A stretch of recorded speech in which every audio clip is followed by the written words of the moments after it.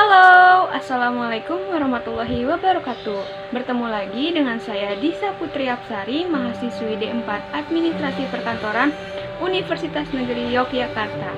Di video kali ini, saya akan menjelaskan biografi tokoh bangsa Indonesia dan perannya dalam panitia persiapan kemerdekaan Indonesia maupun BPUPKI. Langsung aja yuk, cekidot! Yang pertama ada Insinyur Soekarno atau yang sering kita dengar adalah Bung Karno. Insinyur Soekarno lahir pada tanggal 6 Juni 1901 di Blitar, Jawa Timur. Ketika kecil, Insinyur Soekarno tidak tinggal bersama orang tuanya, melainkan bersama kakeknya di Tulungagung, Jawa Timur. Insinyur Soekarno tergabung dalam Panitia 9, di mana Panitia 9 ini membahas dan merumuskan dasar negara Indonesia.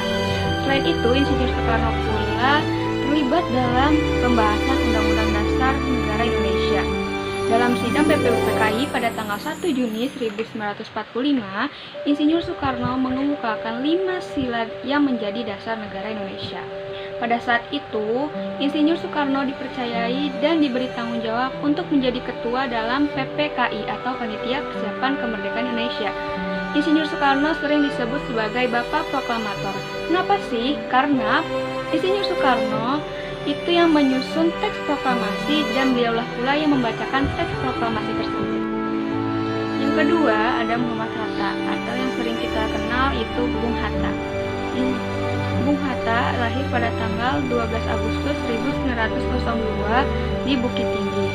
Muhammad Hatta mempunyai kebiasaan yaitu membaca dan menulis, yang menjadikan ia menulis artikel di media massa pada saat itu untuk mempublikasikan berita-berita pergerakan kemerdekaan Indonesia. Bung Hatta pada awal Agustus 1945 dipercayai dan diberi tanggung jawab untuk menjadi wakil Panitia Persiapan Kemerdekaan Indonesia yang membersamai Insinyur Soekarno yang menjadi ketua pada masa itu. Perselisihan antara golongan muda dan golongan tua menyebabkan Insinyur Soekarno dan Muhammad Hatta dibawa oleh golongan muda ke Rengas Dengklok. Keduanya didesak untuk segera memproklamasikan kemerdekaan. Oleh sebab itu, pada tanggal 17 Agustus 1945, Insinyur Soekarno membacakan teks proklamasi kemerdekaan tepatnya pukul 10 waktu Indonesia bagian Barat. Yang ketiga ada Supomo. Supomo lahir pada tanggal 22 Januari 1903 di Sukoharjo, Jawa Tengah. Supomo ini dikenal sebagai arsitek Undang-Undang Dasar 1945. Dalam sidang BPUPKI tanggal 31 Mei 1945, Supomo mengusulkan dasar negara yaitu yang pertama pri kebangsaan, yang kedua pri kemanusiaan, yang ketiga pri ketuhanan, yang keempat pri kerakyatan, yang kelima adalah pri kesejahteraan rakyat. Kelima usulan Supomo ini dibicarakan kembali oleh Panitia 9. Oleh sebab itu, pada tanggal 22 Juni 1945, Panitia 9 mendapatkan hasil, yaitu lahirnya Piagam Jakarta.